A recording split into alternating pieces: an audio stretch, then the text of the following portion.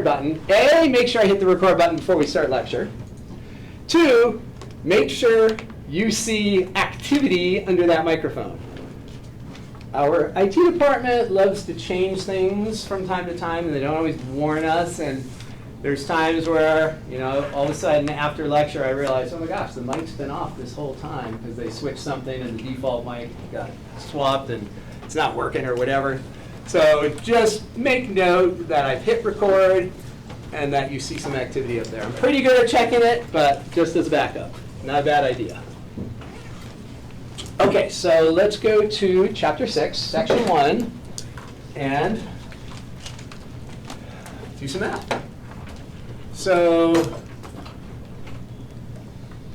our first section, 6.1, is about velocity and net change. So let's first think of the simplest example that we deal with has to do with velocity, position, and displacement. And so what we're going to do is imagine a function that is going to give us position at time t. So s of t is position at time t, and we've got some interval that's like our time interval, so 0 to 10 seconds, whatever it is, some time interval. And so s of a is going to be somewhere on our timeline. We're always going to put the positives to the right. So this is sort of our generic line for time, for position. Time is going to be the a and the b. S is our line, our position with respect to the origin. So s of a tells us where we are at a units of time. S of b tells us where we are at b units of time. If s of b is to the right of s of a, then we're going in the positive direction. If s of b is to the left of s of a, then we're going in the negative direction. And we define displacement to be s of b minus s of a. So that is called displacement. If you're moving to the right, displacement is positive. If you're moving to the left, displacement is negative. Okay? So this positive displacement, negative displacement, S is our position axis, and then the A and the B are time. Usually that's how we think of it, as time. Now, we would love a mathematical way to find this new quantity that we're referring to called displacement. We'd love to use some math that we already know to find the displacement. Well, you just did it in Calc 1. If we define velocity to be s prime, so the change in position is velocity, rate of change, that's velocity, then what you learned in Calc 1 is that if you integrate velocity, you're integrating s prime, because s prime and v are the same. And you know from Calc 1 that if you integrate a derivative, you get the antiderivative. So the antiderivative of the derivative is the function. Right? If you integrate s prime, you get s. The integral and the derivative undo each other. So if you integrate a derivative, you get the function. And you know the fundamental theorem of calculus is that you take that antiderivative and you evaluate it at the upper limit of integration, and then you evaluate it at the lower limit, and you take the difference. So the integral of the derivative of s is s. Plug in top and bottom limits, you get s of b minus s of a. Great. We now have a mathematical symbol to represent displacement. Okay? Perfect. That is great. So let's look at some examples here. So also from Calc 1, if we think of this two-dimensional coordinate system as time going this way and displacement going this way, velocity going this way. So we have velocity up here and we have time here. So here's a picture of the velocity curve. So picture of velocity. So the velocity at time A is positive. The velocity at this time value here is 0. Velocity over here is negative. So just like we just talked about, if we're going to the right, velocity is positive. If we're going to the left, velocity is negative. So if you're visualizing your position axis, you should be seeing your ball or your car or whatever object you're envisioning. It's moving to the right as time is increasing. Right? Its velocity is decreasing though, right? As we're going to the right, it's going slower and slower and slower and slower and slower. And then at this time value, the velocity is 0, so it's stopped. And then the velocity is negative, so it's turned around and is going back in the other direction. So that's what you should be visualizing. So now we don't know what S of A is yet, right? So this just is telling us the velocity at A. It's not telling us the position at A. It's saying at A on the timeline, we're moving to the right, and then we slow down to 0, and then we're moving to the left, and then we stop. So that translates to a displacement of, if this is velocity, and we integrate velocity, we're going to get displacement. So if you integrate this velocity curve from A to B, the math behind it is going to be the area of this minus the area of that. All right. So this is going to be S. This is going to, so S of B minus S of A is going to turn into this. That's going to be our displacement right there. All right. Now, and so you learned that in Calc 1, that if you have a curve that dips below the axis, the net effect is that you get the upper area minus the lower area. Right?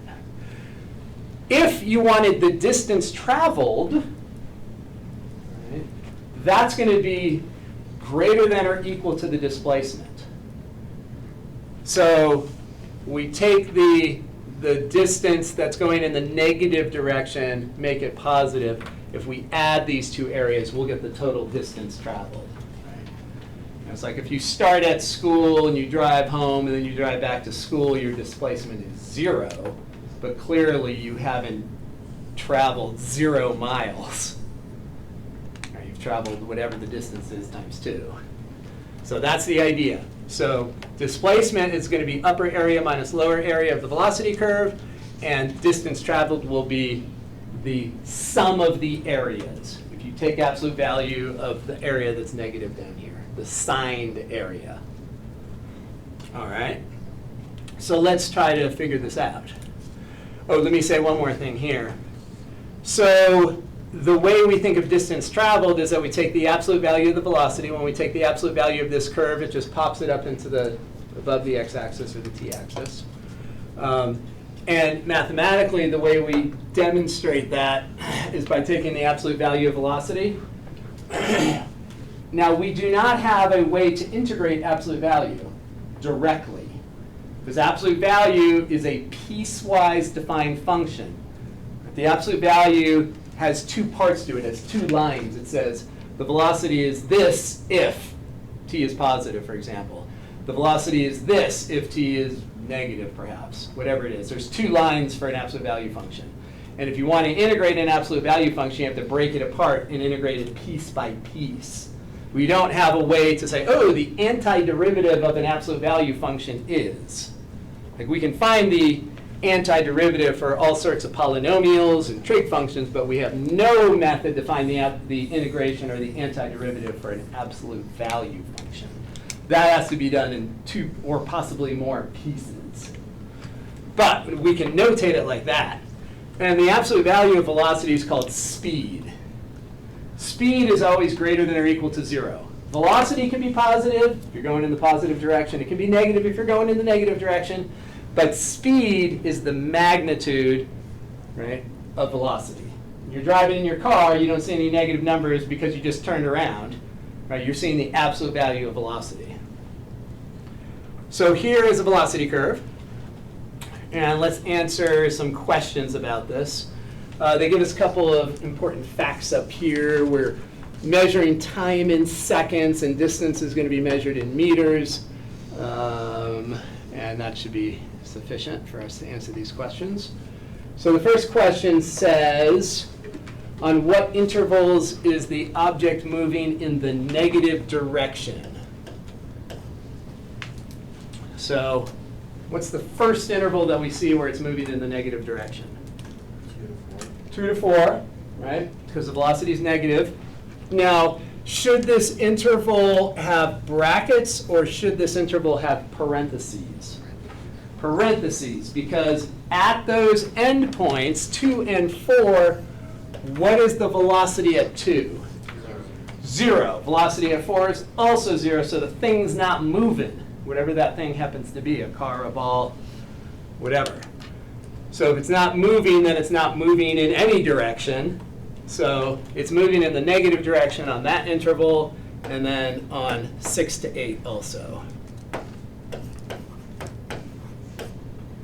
Okay, second part here says, what is the displacement of the object over the interval 2 to 6? So 2 to 6, right there. Displacement.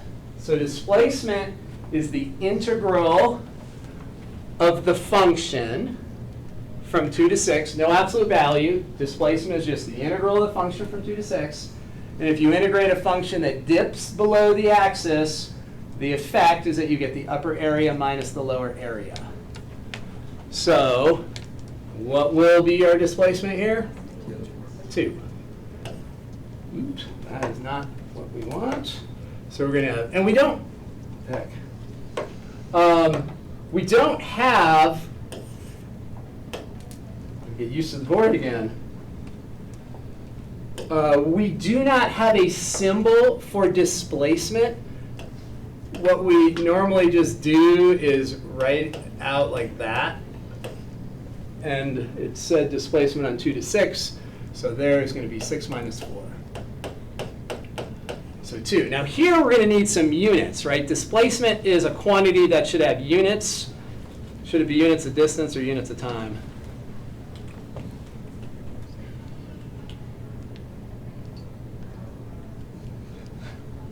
Distance, right? Displacement is distance, not seconds, not time. So 2 meters. Part C says, what is the total distance traveled on the interval 0 to 6? So now we're going to start over here at 0. And it says distance traveled. So distance traveled, we could use this notation. We're going to integrate the velocity with the absolute value of the velocity on the interval 0 to 6. Again, we don't have an antiderivative for this, but we have enough information here that we can say the distance traveled would be 3 plus 4 plus 6. And again, that's meters. Does that make sense to everyone? So distance traveled, we're just adding the areas. Now, let me make sure it's clear. If you integrated this velocity function from 2 to 4, so if you just integrated the velocity function, we don't know what it is, but if you did know what it was and you integrated from 2 to 4, what would you get when you did that integral? If you integrated this curve from 2 to 4, what number would you get? Negative 4. If you just did the math, you would get negative 4. So we call that a signed area, because there's a sign on it. But the actual area of that pink region, of course, is positive. It's 4. Area is always, if you talk about area, it's always positive, but you sometimes will hear things like signed area. And by signed area, well, we know that if you just integrate it here, you get negative 4. But the area of that region is positive 4. Okay, and then part D says, what is the displacement of the object on the interval 0 to 8? So now we're going to go all the way across. And it's asking for displacement. So displacement, you can represent it like I represented it up here, but we do have a second way to represent displacement. We have a second way using an integral. So 0 to 8, if we integrate the velocity function, no absolute value for displacement. Displacement is just straight up integration all the way across, no absolute value. What we know is that this is going to be all the upper areas minus all the lower areas. That'll be displacement. So this should end up being 3 minus 4 plus 6 minus 14, whatever that all turns into. It's like negative 9 or something? Negative 9. Yeah. Thank you. Okay, so this is displacement, and that is going to be measured with meters. And that's a distance. Okay.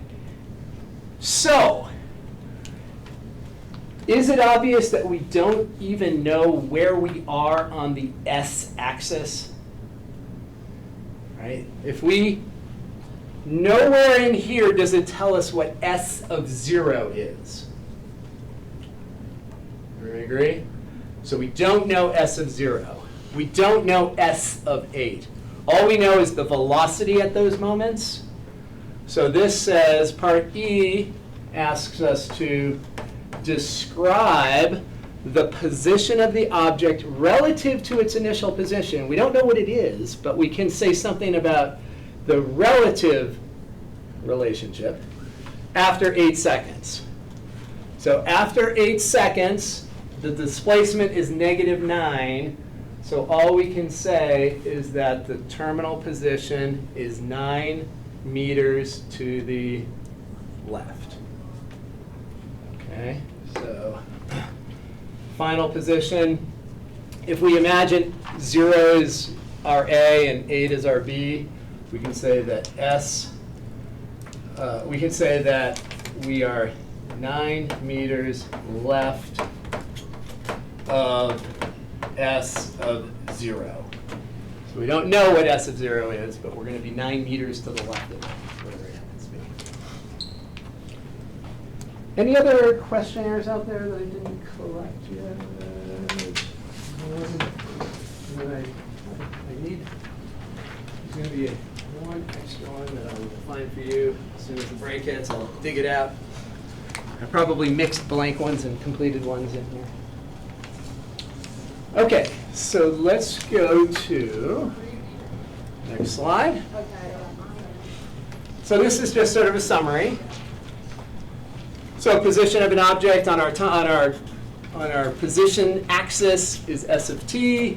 Velocity is the derivative of the position function. Displacement is the regular indefinite integral, or is that a definite integral? Definite.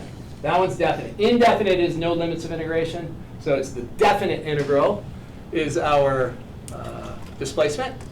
Distance traveled, absolute value of the velocity. So we do a definite integral of the speed to get the distance traveled. Now, fundamental theorem of calculus. So we just were sort of alluding to this a moment ago.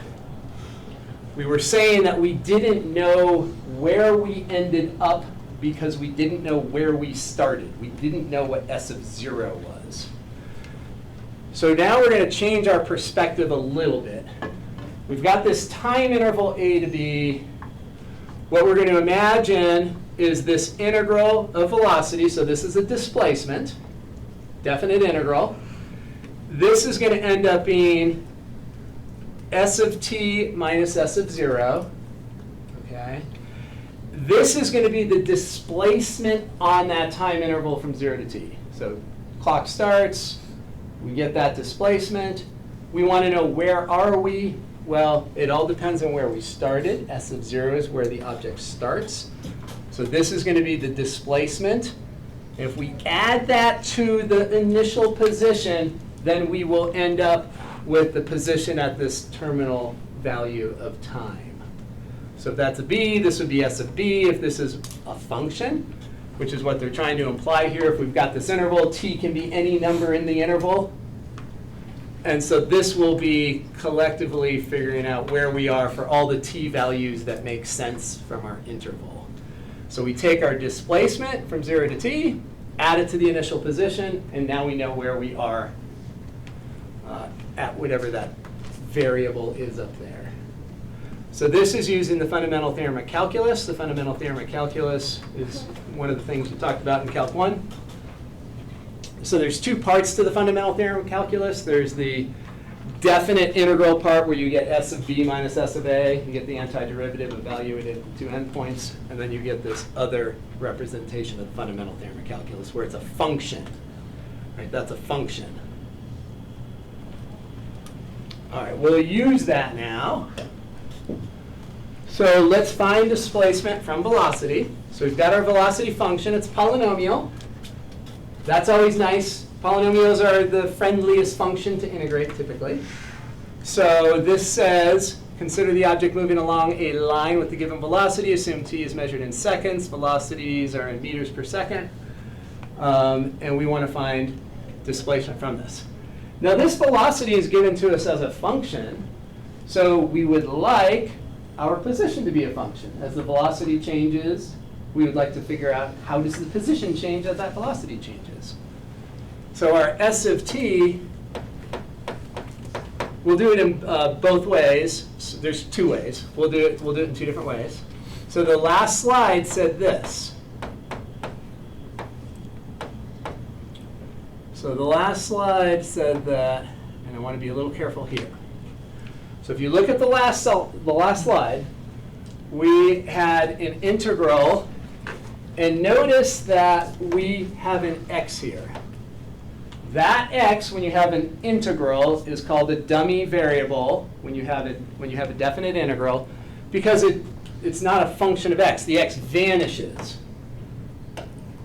Everyone agree with me? If I take a function of x and I integrate it with respect to x, say from 0 to 3, that x is not a variable. It's a dummy variable. It looks like a variable because it's an x. But when we integrate here and we get x cubed divided by 3, and we're going to evaluate that on the interval 0 to 3, doesn't the x disappear? Right? That's not a function. This is just a constant. This is representing a constant. Very different from this. Now this is a function.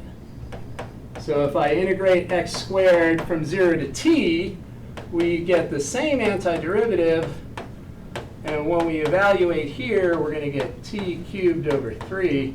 That's a function, right? So if there's a letter in your limits of integration, that ends up being the independent variable for whatever the function is.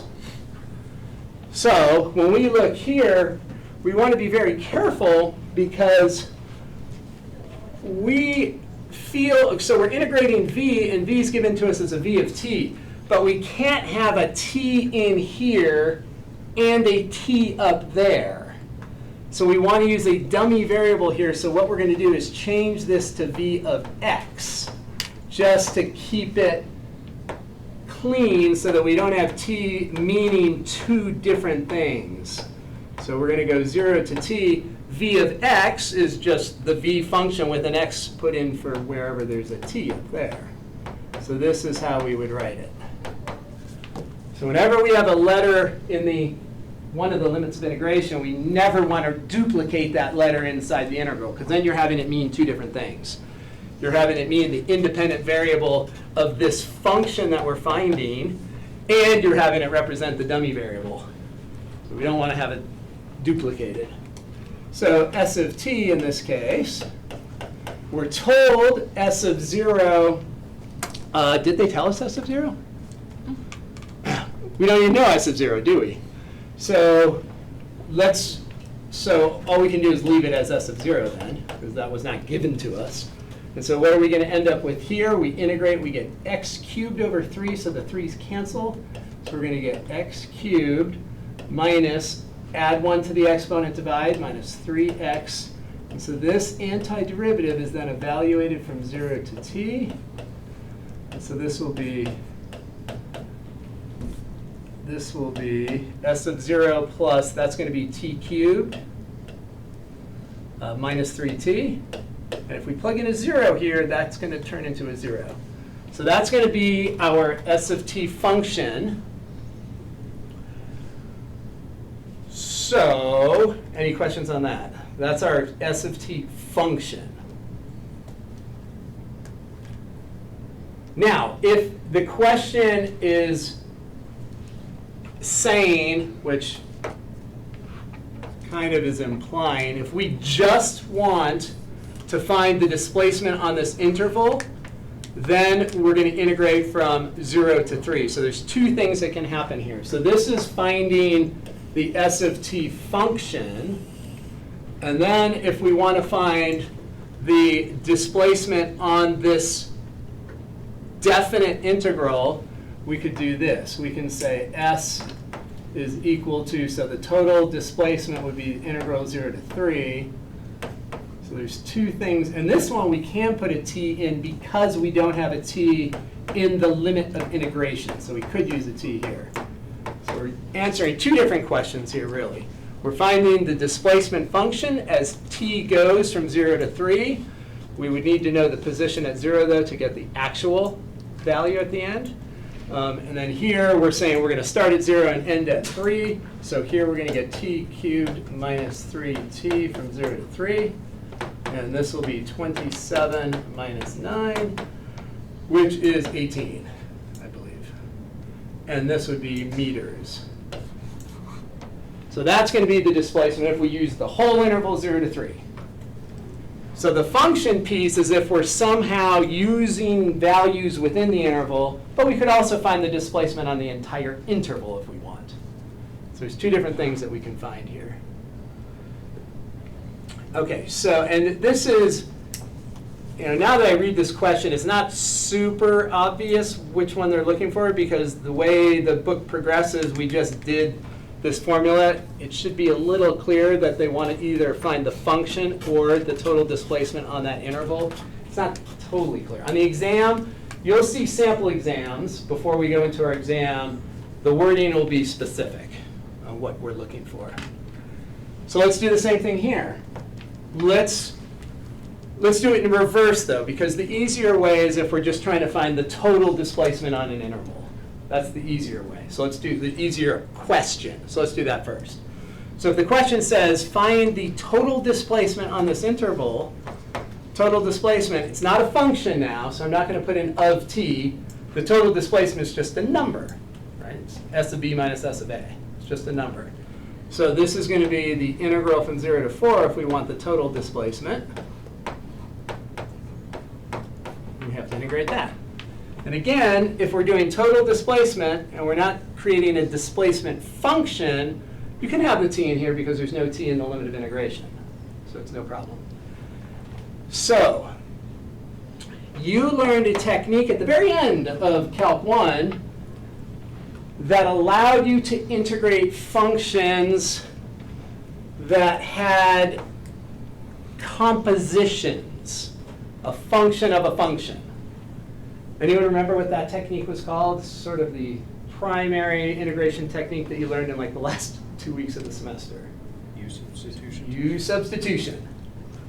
Yeah. I have a question Sure. on the first Yeah. one.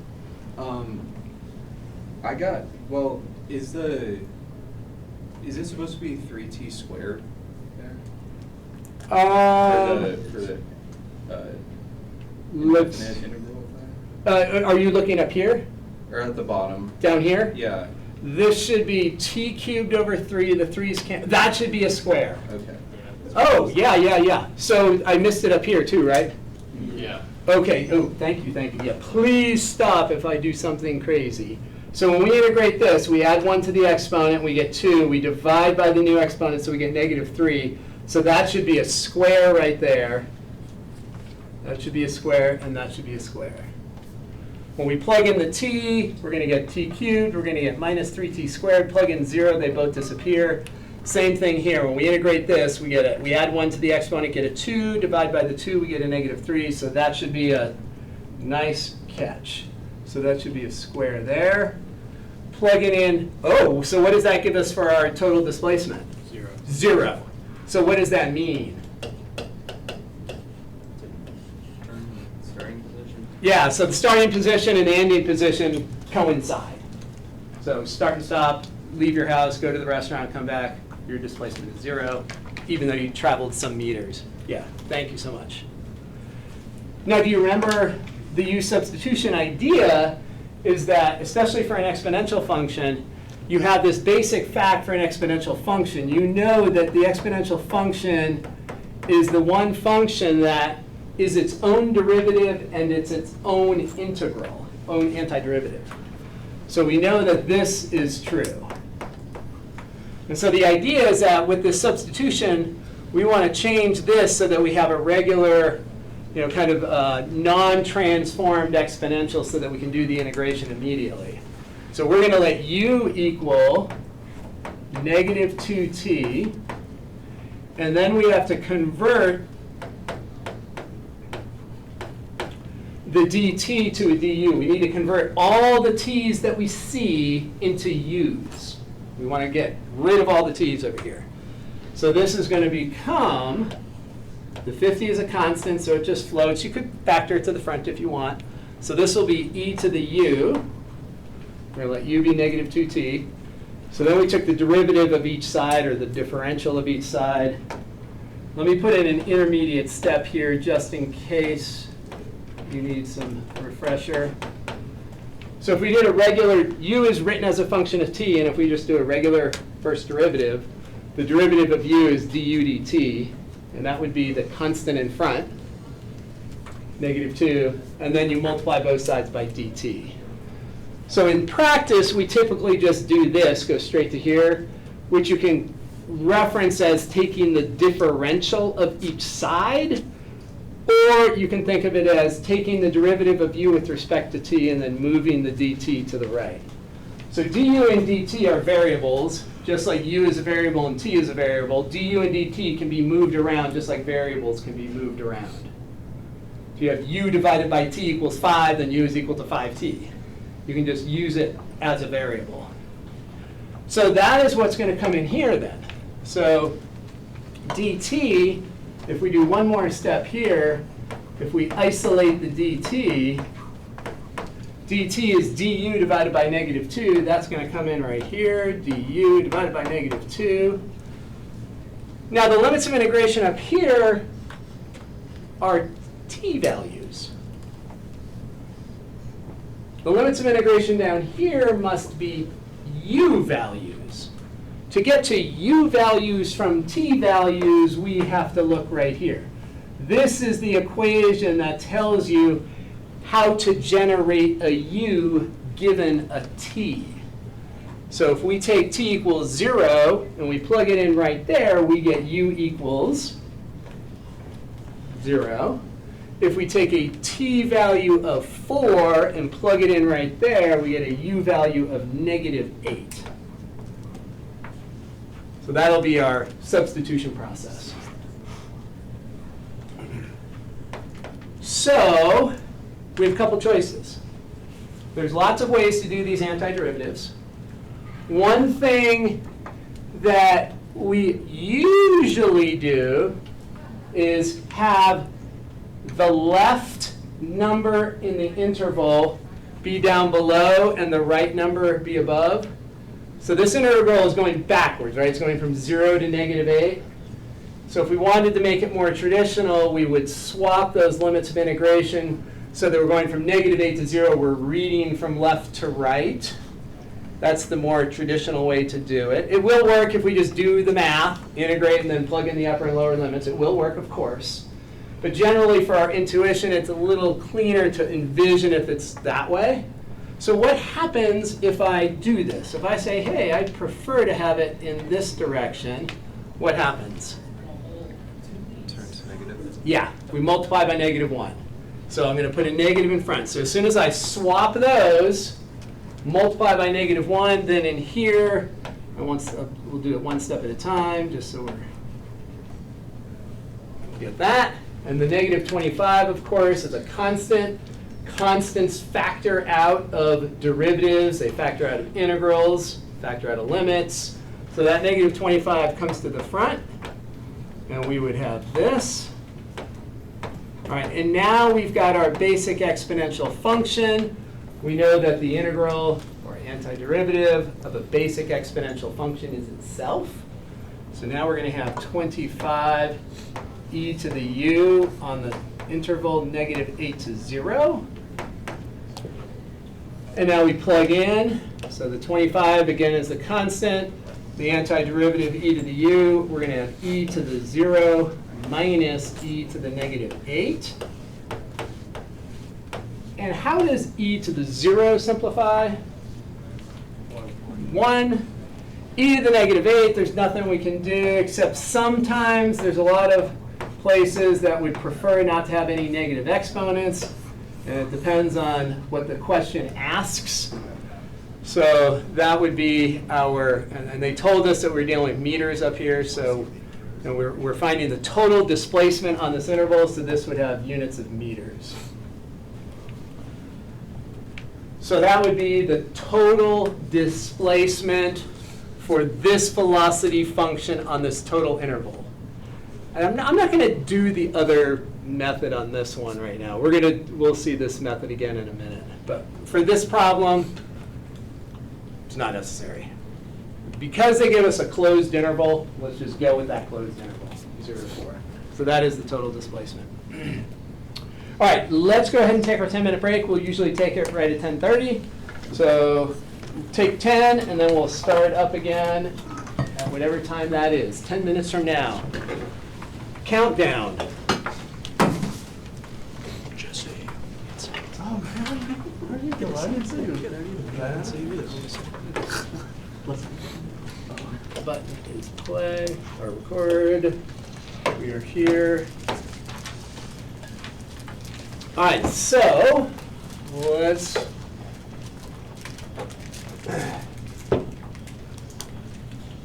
so this says consider an object moving along a line with a given velocity and initial position. So this one, they give us the initial position. This one's going to make more sense in finding the position function because we know where we're starting. Determine the position function using the antiderivative method. Determine the position function using the fundamental theorem of calculus. Okay, so there's two different ways to find this position function. Let's go ahead and do the fundamental theorem of calculus way first because we just did that. Let's try to reinforce how we did that. So we're looking for the position function, and that is going to be the s of 0 plus the integral from 0 to t of the absolute value, oh, not the absolute value, just the thing I wanted to, I knew there was something I had to point out, and it's not that it's absolute value, it's that we have to use an x and not a t. X and not a t. Because we're putting t in the limit of integration, we can't put t as the dummy variable. So this will be the future position starting at whatever s of 0 is. So we've got our s of 0 position. The future position, the position at time t, will be wherever the starting position is plus the displacement. So then we can say s of 0 is given to be 1. And then we're going to integrate 0 to t, the velocity function, but velocity of x, so that's going to be sine of x dx. So that's going to give us our future position. Now notice, they do give us a closed time interval. So we could also just find the numeric displacement on this closed time interval, right? Like we did in the last example. But here they're specifically saying find the function. So then we're going to integrate the sine function, and what is the antiderivative for sine? Negative cosine. Derivative of sine is cosine. Derivative of cosine is negative sine. So the integral of sine is negative cosine. So this will be negative cosine of x on the interval 0 to t. We have to be a little careful here. A lot of times when we write this notation, we're implying that this entire thing to the left of the evaluation bar is the antiderivative. But this one is separate, right? That's not part of it's not part of this antiderivative. So we want to be a little bit careful there, because if you plugged t into this entire quantity, and then you plugged 0 into this entire quantity and took the difference, those ones would subtract away. We don't want that. This is the antiderivative right here. So we can indicate that by we could put parentheses around the cosine. We're just evaluating the cosine at that. So we could do something like that. Some people don't even bother, but they just keep it in their mind that this is not part of the antiderivative. You can put the +1 on the outside even. Just be careful there, that you're only evaluating the antiderivative at those two endpoints. So we have 1 minus, and then we're going to have cosine of t minus cosine of 0.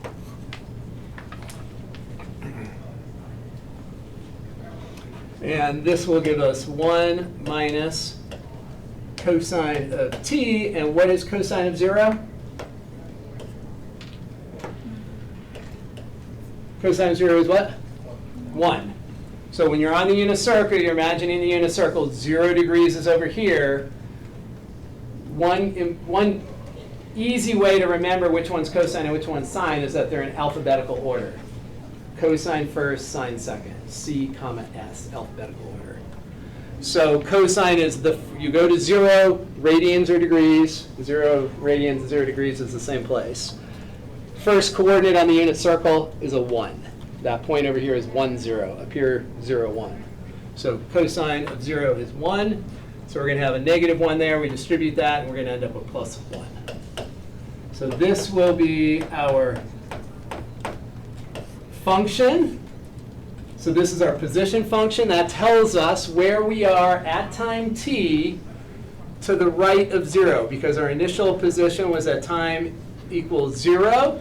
Our initial position is 1. So when we're to the right of that time value of 0, this will be our location. That'll tell us where we are at a t value between 0 and 2 pi. Does that make sense? And what would we plug in for this t value if we use that function that we now have? Is there a t value we could plug in to get the total displacement on this interval?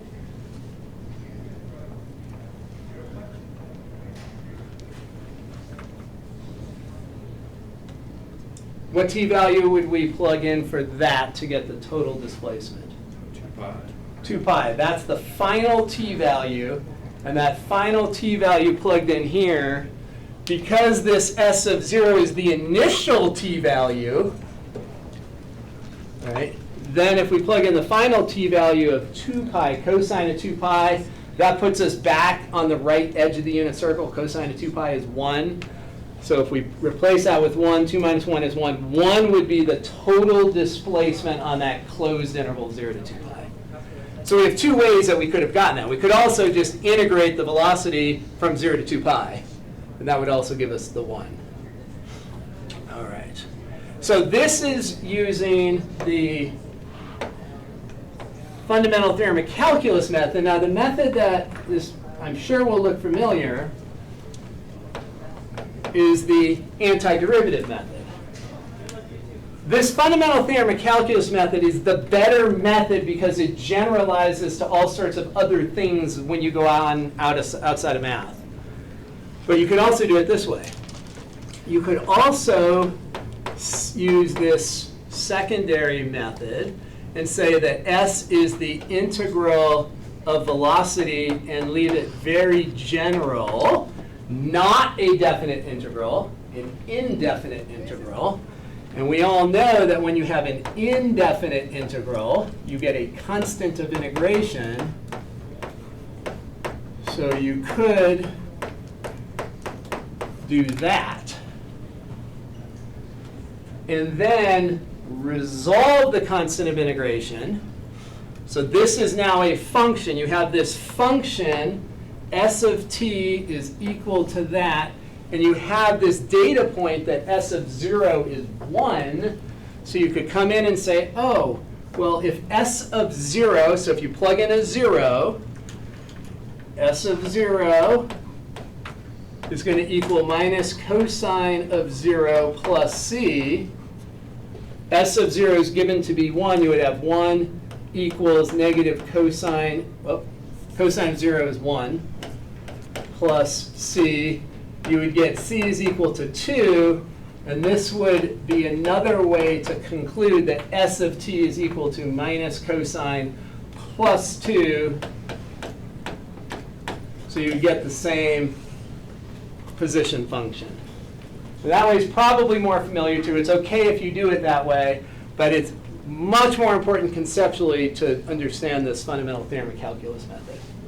So I think I'm having like these conflicting ideas. Yeah, let's hear 'em. So I understand that taking this integral gives you the displacement. Yep. You have to add it to the initial value to get The the location. final position. Mhm. But then when I'm looking at the math, I'm Mhm. kind of seeing like we're taking the initial position, and then when you break down the integral, you're getting the final position minus the initial position, right? Mhm. So we would just get the final position. Say that once again, when we, So when we, and then in the math, if we break down this integral, yep, we get the final position minus the initial position. Right? so where are you, so you're saying like S of B minus S of A? Yeah, so for example, we're taking S of 0 plus S of t minus S of 0. Correct, So we just get S of t. yes. And so in my brain, I'm just thinking, why can't we just evaluate the antiderivative? And that's kind of this idea. What you just described is more of this, that if you get the general antiderivative and resolve the constant, you are going to get the position at time t. If you look at this integral right here is representing the displacement on the interval 0 to t.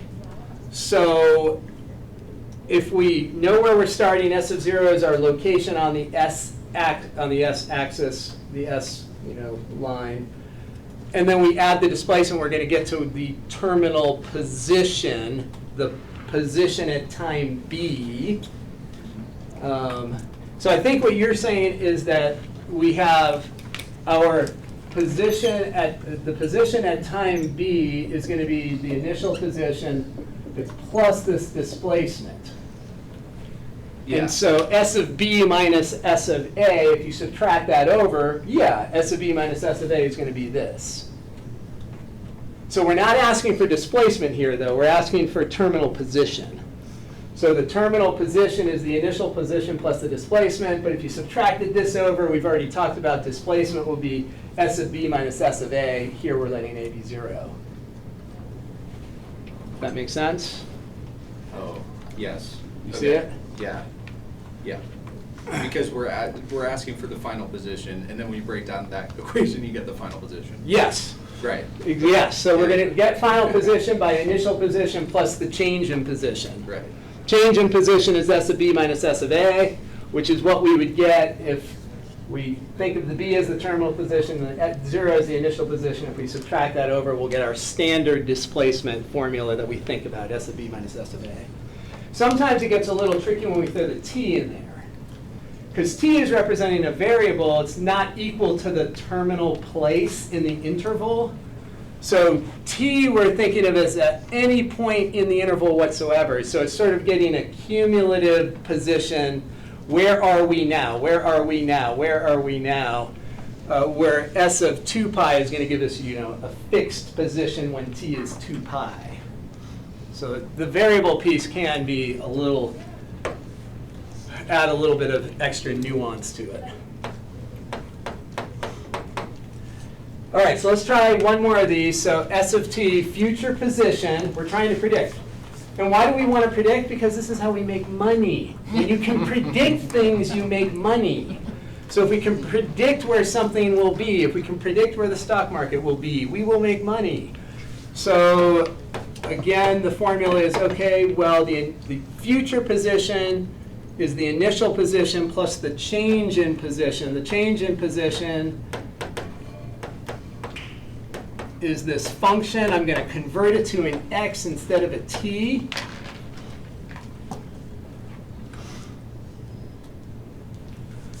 And then we plug in our S of 0 is 1. Okay, now here, what technique of integration would you use to integrate this from Calculus 1?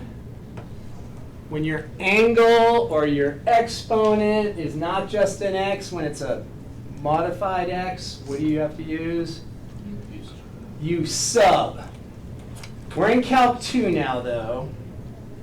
We like shortcuts that are efficient. And we are going to call this the, what am I going to call this? We're going to come up with a name shortly, as soon as it comes to my mind. There is a shortcut to get this antiderivative without going through all the U substitution steps. And we're going to see it in our notes in just a minute. And let me just point out Well, let me do it, and then you can ask a question on it, and we'll talk about why it is what it is. So, what is the antiderivative for sine? Negative cosine. Okay. So what we're going to do, I'm going to change this to a negative because you just said it's negative cosine. 3 is a multiplier, just comes along for the ride. It's just luggage. Okay, so I'm going to integrate sine and get negative cosine of the same angle. And then, can you tell me what the derivative of the angle is? What is the derivative of that angle? Pi. We just divide by pi, and we are done. So this is going to be called the reverse chain rule. So the chain rule that you are all familiar with, I don't want to use that on the board, is this. So if you have y equals sine of 4x, tell me what y prime is. Cosine of 4x. 4 cosine 4x. Cosine of 4x multiplied by the derivative of the angle. Everyone agree with that? Is that a yes? 100%? If you have y equals e to the 5x, tell me what the derivative of that is. 5e to the 5x. Chain rule is in the direction of the derivative. You multiply by the derivative of the angle, the exponent, whatever it happens to be, what's inside parentheses, what's in the square root. Right? That's chain rule. You drill into the inside. Reverse chain rule, instead of multiplying by the derivative of the angle, you divide by the derivative of the angle. Right? So it's just the reverse chain rule. You divide instead of multiply. So that gives us a very fast way to do integration. So if I want to integrate cosine of 3x, you would first start with the outer function. Antiderivative for cosine is sine of the same angle. Now what's the derivative of the angle? 3. If you're taking a derivative, you would multiply by 3, but if you're taking an integral, you divide by 3, and then we'd have a plus c here. Let's check. We can always check. The derivative of this should be that. Right? The derivative of this should be that. If you take the derivative of this, the derivative of sine 3x is cosine 3x times 3. Those 3's would cancel. The derivative of c is 0. And you get back to cosine 3x. Right? So this reverse chain rule works only if you have a linear, oh my goodness, only if you have a linear angle, linear exponent, linear quantity inside a square root. So as long as this is linear, then you can use reverse chain rule. And we are going to do it a ton this semester, which is why we want to get good at this. Because we are going to see so many compositions. Remember, a composition is a function in a function, function within a function. We are going to see so many times where our inner function is linear that we need to just come up with a process. Instead of writing 5 steps of u substitution every single time, this is just immediate. Just like you memorize chain rule, it's the same thing, except that when you integrate, it's reverse chain rule. The only difference is that chain rule can be done no matter how complex the inner function is. Reverse chain rule only works if the inner function is linear. So that's going to be the difference.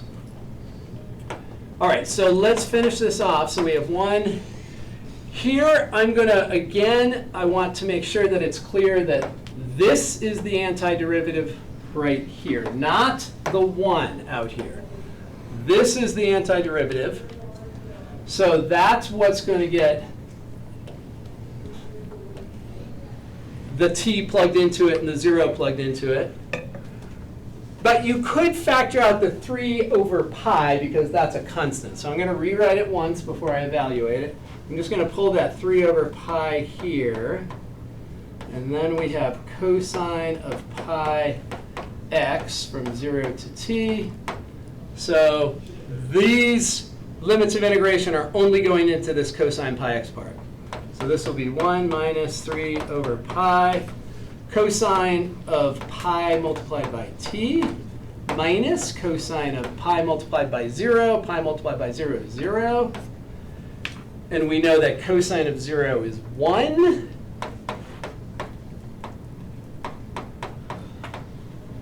So our final answer here, multiplying 3 over pi times 1, this will be positive because of the 2 negatives. So that'll be our final position.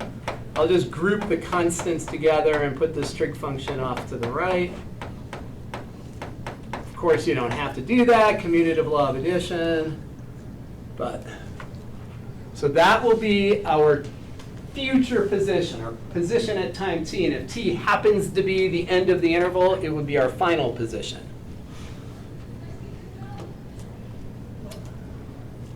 Okay, so that's any steps there that you want to ask about? So again, just make sure that it's clear that these limits of integration are only going into the antiderivative or the variable part of the antiderivative. You can always factor this constant to the front. Bless you. All right, so let's go to this one. We just found future position by looking at initial position and adding displacement. We can now scaffold this and find future velocity by taking initial velocity and adding an analog to displacement. When we use the word displacement, we mean a change in position. So when we're finding future position, we take initial position plus, we could call it change in position. Okay, change in position is displacement. When we're finding future velocity, we can take our initial velocity plus change in velocity. So we're just doing sort of a scaffolded movement to now analyze velocity instead of analyzing position. So future velocity, initial velocity plus change in velocity. And this generalizes to this idea, which you'll see in lots of different courses outside of math. And so this kind of gets back at what we were talking about a minute ago, that if you have numeric limits of integration, as opposed to this variable thing up here, and when we have the variable, the left side is a variable, right? V of t is a variable, it's a function of t. Here we have just constants. There's no variable here. This t is a dummy variable. It disappears once you do the integration and you plug in the b and the a. So q of b minus q of a, that is, if the q was distance, then that's displacement. But in general, it's just a change in q. Change in q is the integral of the derivative. If you want future q, you just move the q of a to the other side and think of that as the initial value of q. And then you can generalize the t to be any t that's in your interval that makes sense. And if you replace the t with a b, you are getting the final value of q. But the more important thing generally is you want to have q as a function of t, so you can kind of scaffold your way through an interval. So that's the generalization of what we've done for position. Now we're going to do what we did for position. We're going to do it for velocity. So let's look at some examples where we have, and we all should know by now that acceleration is the derivative of velocity. And we've got position, derivative of position is velocity, and then derivative of velocity is acceleration. And so if we want to find our So this says find both position and velocity with the given acceleration, initial velocity, initial position. Use the fundamental theorem of calculus. So that's using the technique we've been using. Okay, so let's start with velocity of t. That's going to be the initial velocity plus the change in velocity. Change in velocity on the time interval 0 to t. And then again, we are going to put v prime in here, but we know that v prime is acceleration, so we're going to do this. So the change in velocity is the integral of its derivative. That gives you the change in velocity. Just like displacement is the integral of s prime. It's the integral of the derivative. It's just that we know the velocity derivative is acceleration, just like we know the position derivative is velocity. All right, so v of 0 is 50. And then we integrate 0 to t. The acceleration function is a constant, so negative 32 goes in right there. dx. We integrate that. Let's give ourselves a little more space here. So then we have 50 minus 32. The antiderivative for a constant is the constant times whatever the independent variable is, or the dummy variable, which is x. 0 to t. Once again, the 50 is not part of the antiderivative. We're just sort of plugging into that part. So we are going to end up with 50 minus 32. Replace the x with a t. And then when we plug in 0, we get 0. So this is our velocity function. So this is v of t. This tells us the future velocity, the velocity at time t, where t is in the interval, the domain interval. All right, so there's velocity. Velocity function. Now we just do it again to find the position function. So we integrated acceleration to get to velocity. Now we're going to integrate velocity to get to position. So position, s of t, will be the initial position plus the change in position, which we call displacement, on the interval 0 to t. So here we're going to integrate v of x. We don't want the variables to get conflicted, so we have to have our dummy variable different from our independent variable. So we'll do that. And then s of 0 is given to be 0. And then we can find the integral of this, which will be 50x minus 16x squared from 0 to t. Plugging in the t, we are going to have 50t minus 16t squared. Plugging in 0 gives nothing, so that is our s of t function. That is our future position.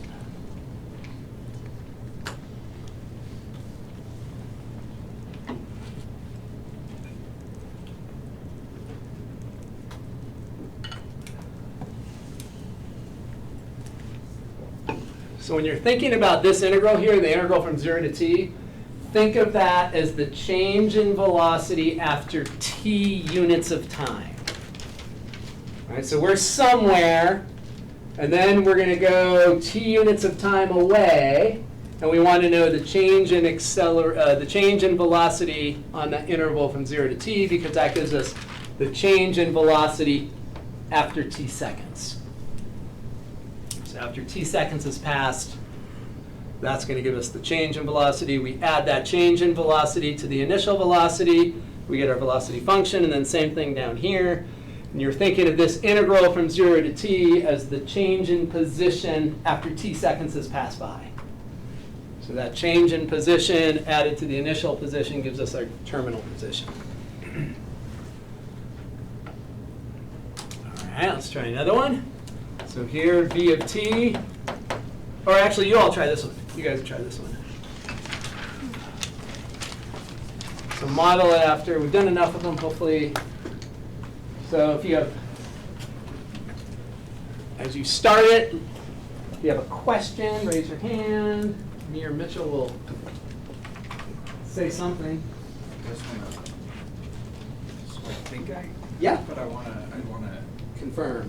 yes, so, like, I guess what I was seeing here is like, I'm using like this as an example. Sure. But, like, we're finding S of 4, we would take S of 0 plus the integral. that's- Change in position. Yeah. 0 to 4. And then what I was seeing is that we were getting like S of 0 minus, this would be S of 4, and then plus S of 0.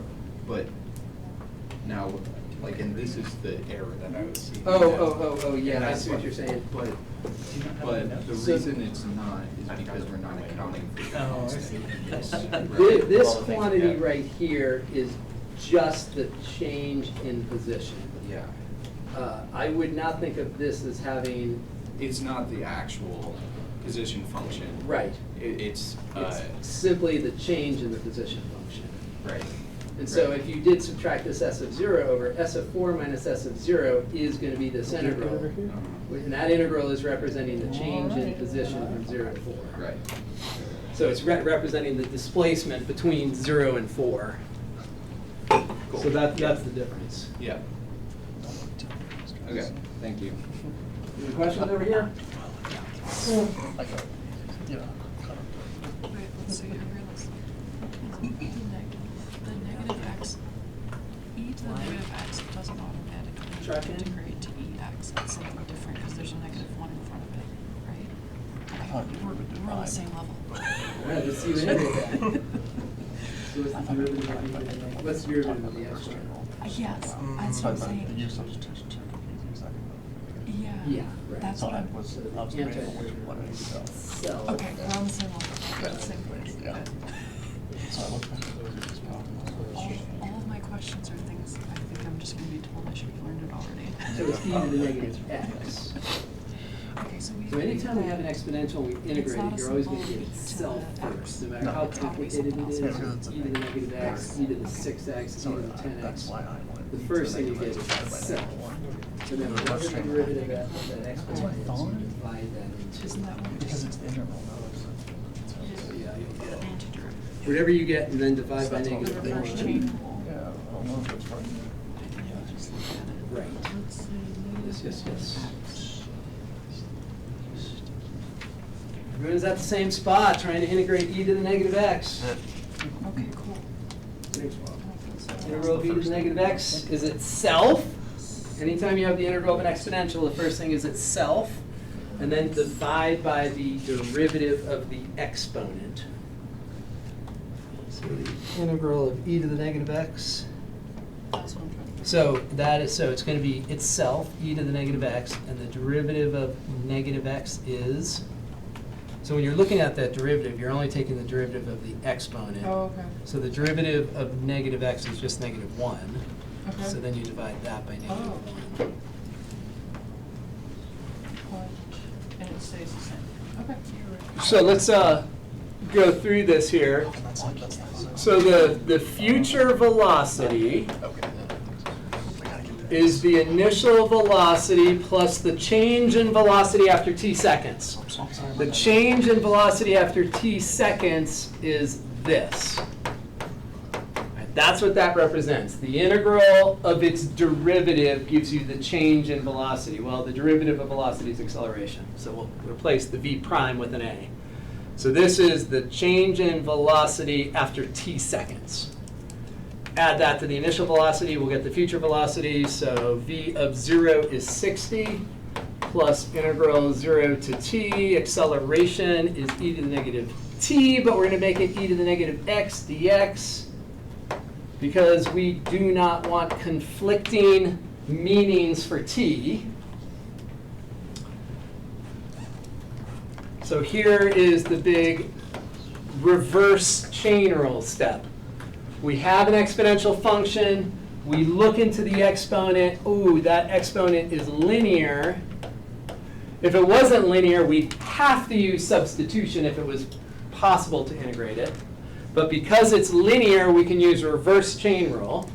Reverse chain rule says that we are going to first write down the same function exactly as it looks, so it's itself. So we're going to have e to the negative x. But then we take the derivative of that exponent. The derivative of the exponent is -1, so we have to divide by -1, which is going to make this positive out here turn negative. And then that will go 0 to t. And then our antiderivative that we're plugging in our limits of integration is just that piece. So this will be 60 minus, and then we have a quantity. So 60 minus, and then this antiderivative right there is going to be e to the neg t minus e to the 0. So I've got the 60 minus, and I'm just plugging into that. So e to the negative t minus e to the negative 0, which is 0. E to the 0 is 1. So we're going to end up with 60 minus e to the negative t. Negative distributes, we get plus 1. So we get 61 minus e to the negative t.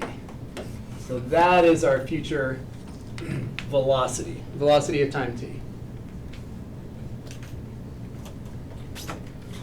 Does that make sense to everybody? I'm going to actually move that down here because we do need to do the other thing, position. So let's get that out of the way. So now let's do position. So we know that position at time t, aka future position, the future position is the initial position plus the change in position after t seconds. The change in position after t seconds would be the integral of the change in position, or the rate of change of position, s prime. We'll change that s prime to a v, but we'll make it v of x instead of v of t. So we will have s of 0, which is 40, plus the integral from 0 to t. Velocity as a function of x, not t. We'll just replace the t with an x down there. So we get 61 minus e to the negative x dx. So that is our setup. Any question on that setup? Does that all look copacetic? So we will get 40 plus. Integral here, integral of 61 is 61x. So that is part of the antiderivative. So that's going to be part of what gets the limits of integration substituted into. And then we have minus. And then we see this again. We see, oh, we have an exponential with a linear exponent. The derivative or integral of an exponential is itself, and then it's modified with the chain rule or the reverse chain rule, depending on whether you're differentiating or integrating. So we get itself. So the minus is dropping. We get itself. Reverse chain rule says take the derivative of this, multiply by -1. That's going to make this a positive here. And this 0 to t is for just that. That's the antiderivative that the 0 and the t are going into. So we will end up with 40 plus 61 multiplied by t plus e to the negative t. And then we subtract off the antiderivative evaluated at 0. The antiderivative evaluated at 0 is not 0 here. We plug in a 0. This part would be 0 if you plug in 0. But if you plug in 0 here, this part's value is, so we're going to get a -1. So it's antiderivative at t minus antiderivative at 0. Antiderivative at 0 is 1, so we end up with a subtraction of 1. So when all is said and done, we'll get 39. Let's put it down below. We'll get 39 plus 61t plus e to the negative t. That will be our future position.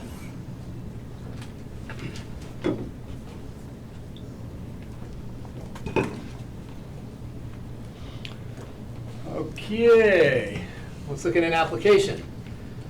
So let's generalize what we've just done. So we've talked about future position, we've talked about future velocity. These are very specific to physics. So now let's talk about it in terms of a more kind of general example. So we have a population of foxes. They fluctuate on a 10-year cycle. Initial population is 35. The growth rate in units of foxes per year is observed to be this.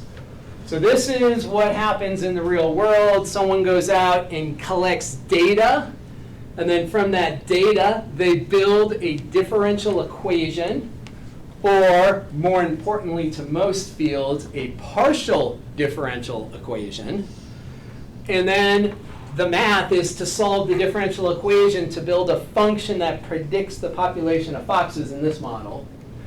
Most population models are much more complex than this. We're just trying to generate the concept. Go out, measure rates of change. That builds a rate of change equation, aka a differential equation. And then we have to solve that differential equation so we can predict the future. So in practice, most of the time when you go out, there's a lot of variables interacting, which is going to be a partial differential equation. Each variable is going to contribute to part of the change.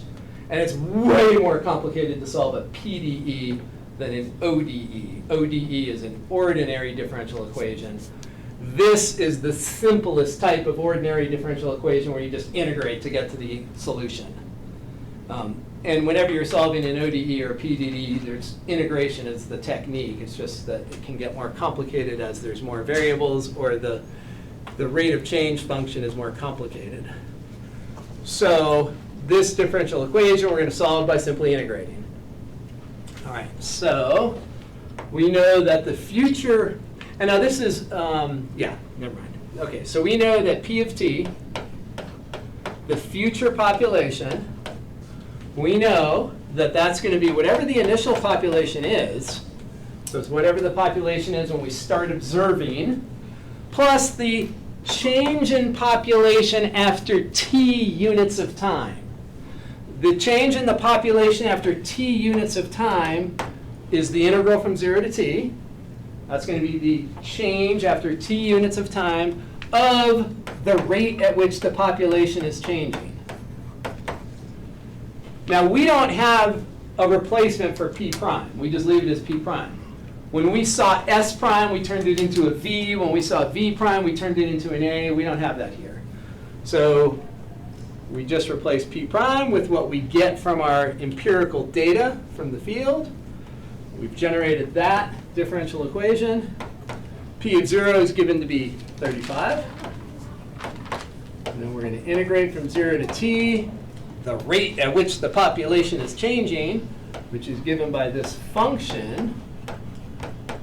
But one change we have to make is that we can't have this function use a t. T is already in use, so we need to use a different letter. Doesn't matter, you can pick x, you can pick anything. Whatever your favorite letter is. Chi, whatever. Psi, chi, pi. No, don't use pi. Pi's already got a use. So there is our future population. Let's simplify this with integration. So we're going to integrate 5 and get 5x. And then we have 10. And we see, oh, linear function right there. That's linear.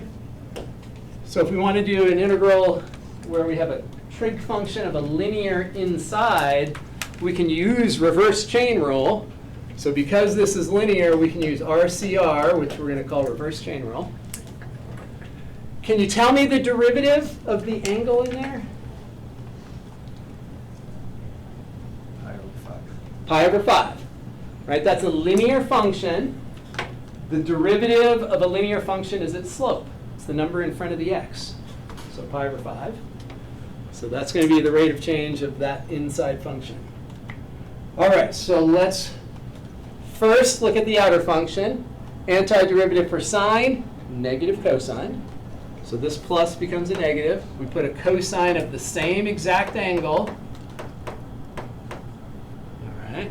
But then, if it was chain rule, we would multiply by derivative of angle. But it's reverse chain rule because we're integrating. And so we divide by derivative of angle. And you just told me the derivative of the angle is pi fifths. So that function is linear. Derivative of a linear is the slope. Derivative of a line is its slope. All right. And then this goes from 0 to t. So then we have 35 plus 5x. And I can flip this, right? I'm dividing by a fraction, so I multiply by its reciprocal, so we'll get 50 over pi. Multiplied by cosine of pi x divided by 5. And then we're going 0 to t. And again, the 0 to t is just for this antiderivative part. That 35 is outside of the integral. So we will have 35.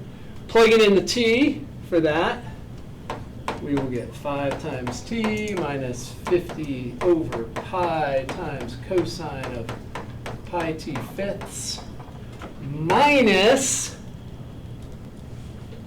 antiderivative at 0. So antiderivative at 0, this is the antiderivative, plug in 0. Here we get 0. And we're subtracting. So we're subtracting, but this is going to be negative. So we're subtracting a negative, so that's going to make that positive. Whatever this is evaluated at 0. Cosine of 0 over 5 is cosine of 0. Cosine of 0 is 1. 1 multiplied by 50 over pi is 50 over pi. So we're going to add 50 over pi. So that is the population of foxes at time t. This is our predicting function. That tells us, and of course, there's all sorts of constraints when you're looking at populations. But Why is that a positive? this is positive because when we evaluate an antiderivative, it's this antiderivative at the upper limit minus the antiderivative at the lower limit. And when we plug in our lower limit, we end up with a negative. So we have a subtraction of a negative, which will turn it positive.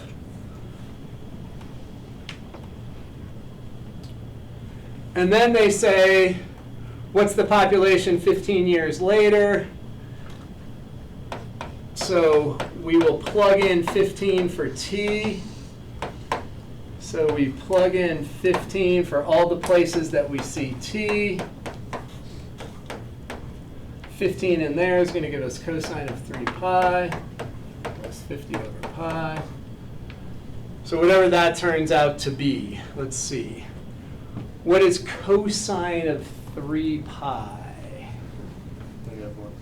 Negative 1, everyone agree? It's putting us on the left edge of the unit circle. So cosine of that's going to be negative 1. So this is going to be 35 plus 75, which is 110. So this is going to be negative 1 here, but then we multiply by the negative 50 over pi, so we get positive 50 over pi here, plus 50 over pi. 50 over pi plus 50 over pi is 100 over pi. So that will be the number of foxes. Of course, we'll round that, get an approximation. And if you wanted the population after 35 years, you're going to plug in 35 for the t's and simplify it. Does that make sense? Okay. So last slide is just our summary slide. This summarizes everything we just did. Look at it, make sure it makes sense. So our basic definition is this one.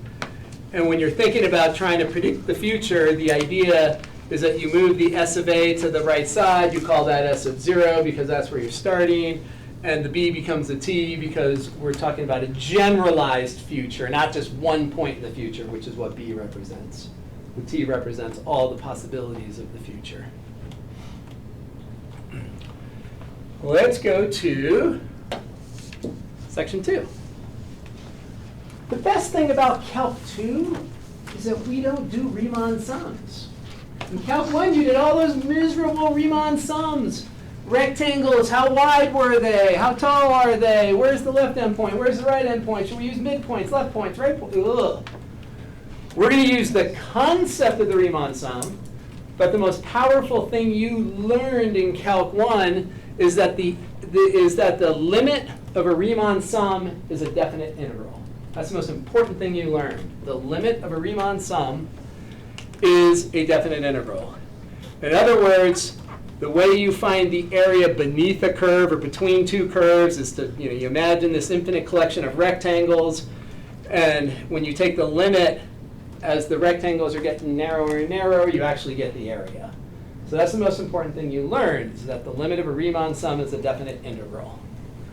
So if we want to find the area between two curves, the idea is that we subdivide the domain into a bunch of little, widths for rectangles. The height of any rectangle is the distance between the black curve and the red curve. So that's the upper curve minus the lower curve. If you want a vertical change, you take the upper y value and subtract off the lower y value. Just like a horizontal difference, a horizontal distance is going to be the right x minus the left x. Vertical change, upper y minus lower y. So the height of each of these rectangles is going to be f minus g. All right? And so that's what this is representing, f minus g. That's the height of the rectangle. Delta x is representing the width of the rectangle. So this is the area of one of the little rectangles. You have n rectangles here. You add them all up. You get the approximation. But then when you take the limit, that turns into the definite integral. So that's where the magic is. The magic is right there. That the exact area with these curved boundaries is the integral of the difference of those two functions. So that is, man, when they figured that out, you're kind of isolated back then with no TV, no radio, no phone. You can't call your grandmother and say, hey, look what I just figured out, Grandma. Although your grandma probably lived right down the street or right downstairs, so maybe you could. Okay, so this should be familiar to you from Calc 1. So when you see this, you should be seeing rectangles. So f minus g you're thinking of as the height of a rectangle, and dx is sort of this idealized width of each rectangle. Right? So the width of the rectangle is sort of zooming down to 0. So if we want to find this curve, this area that has this curved boundary, the only things we really need are the left endpoint and the right endpoint of this domain interval down here, and then the two functions. That's all we need. All right, so we're going to find the area between these two curves, and we're going to identify the upper function as the black one, the lower one, the red one's the lower one, because we have to do upper minus lower to get a positive number. If we did lower minus upper, we'd get a negative number. We want the height of the rectangle, so it's upper minus lower. And so the area between these two curves, okay, we'll find those limits of integration in a second. Let's just write down this integral part first. So there's the upper function. Subtracting the lower function, you have to distribute that minus sign, so we're going to get a minus x squared plus 2x dx. All right.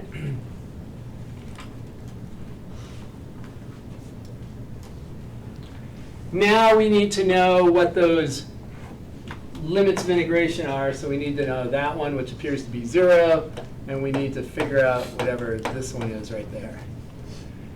How do we find those two x values? Set them equal to each other, simultaneous solve, do that thing, whatever you call it. So we're going to let the two functions equal each other. So we're going to say negative. We want to know when their y values are equal.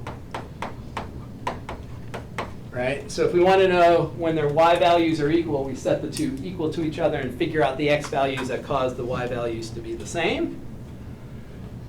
Let's put the x's to the right because that'll make a positive 2x squared. We always want our leading coefficient to be positive if we're factoring. So that's going to go over there. Subtract 4x, we get that. Divide out of 2. We can always divide by constants. And then the simplest way to solve this is to factor out the greatest common factor. And this tells us that there's only two places where they have the same y value at x equals 0 and at x equals 3. The only way this right-hand side is 0 is if this factor is 0 or this factor is 0. So 0 and 3 are the two x values. So that tells us that our limits of integration, 0 to 3. That will give us the area between those two curves. So let's come up here. We can simplify the inside here before we do our integration. So that's going to be minus 2x squared plus 6x dx.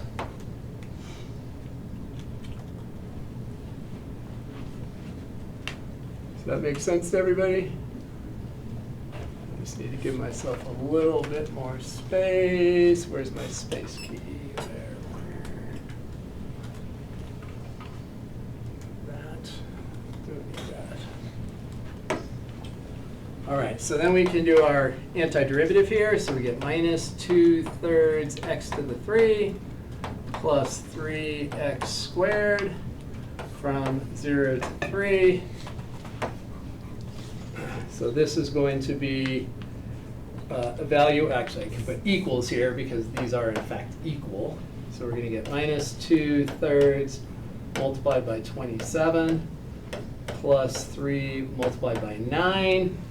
So that's the antiderivative evaluated at the upper limit of integration. What do we get when we evaluate the antiderivative at the lower limit of integration? When we plug in 0 here, we get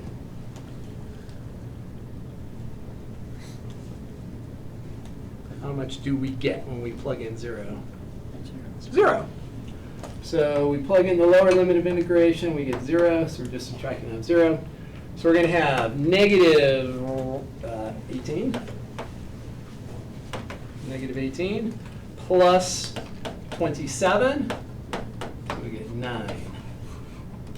That is the area between the curves. They don't give us units here. We know that if we were measuring in meters, we'd have square meters, but we're not given any units, so we don't have to provide any units. We only provide units when it makes sense, when they're given to us. That make sense?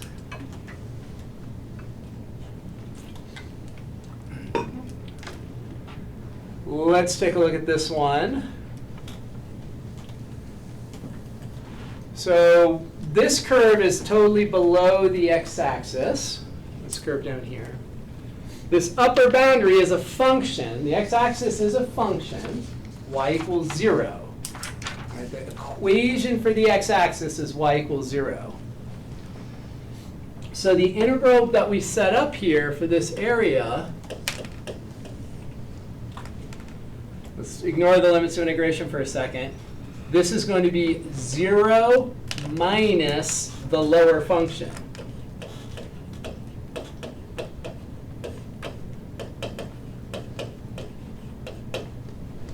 Okay, so regardless, whenever we have an area, if we can solve it with respect to x, we're imagining drawing a rectangle right here. And this rectangle has an upper curve and a lower curve. Just like over here, if we draw that rectangle, we have an upper curve and a lower curve. The upper curve is a function. It's y equals 0. So that's the top curve.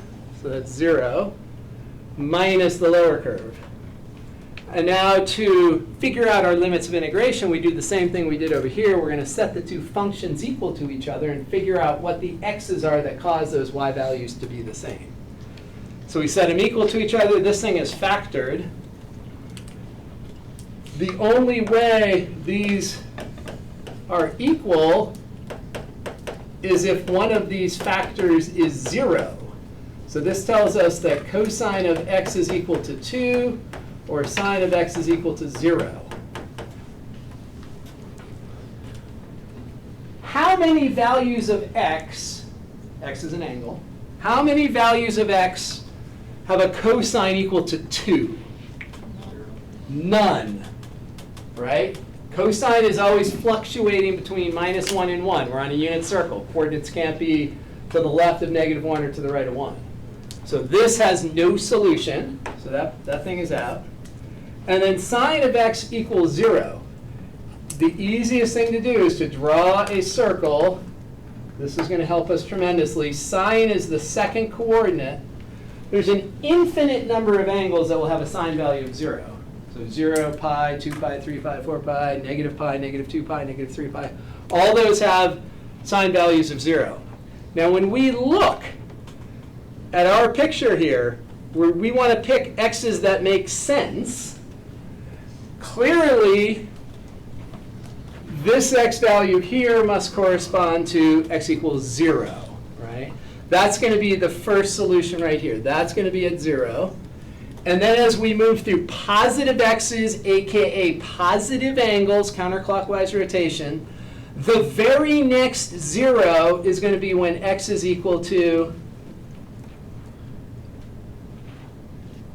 what's the value of the angle here? Pi. So that's going to be the very next solution. So those are the two solutions that make sense for our problem. So our limits of integration are going to be 0 and pi. We are going to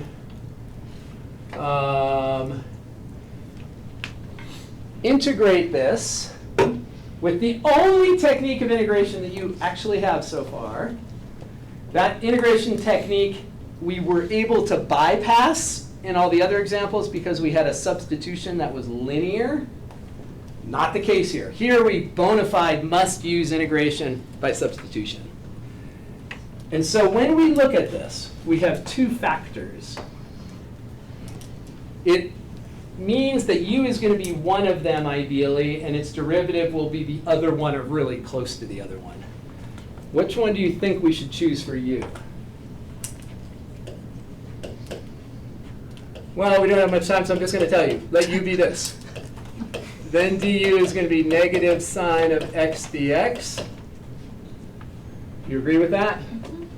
So derivative of cosine is negative sine, and look how this is going to substitute. Cosine x minus 2 is u.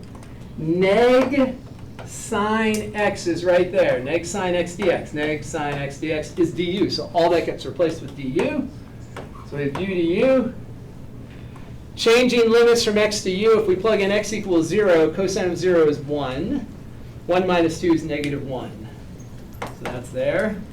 Pi, what's cosine of pi? Cosine of pi is negative 1, so it's going to be negative 3. And that's it. So we can solve that one on Thursday. We'll finish it off, but that's where we're at. That makes sense to everyone? Okay, well, let's stop there. I will see you all on Thursday morning. I will stick around here till 12:30 to do more math. Because that's what we do when we're taking upper level math classes, is lots of math. It just is a new way of thinking.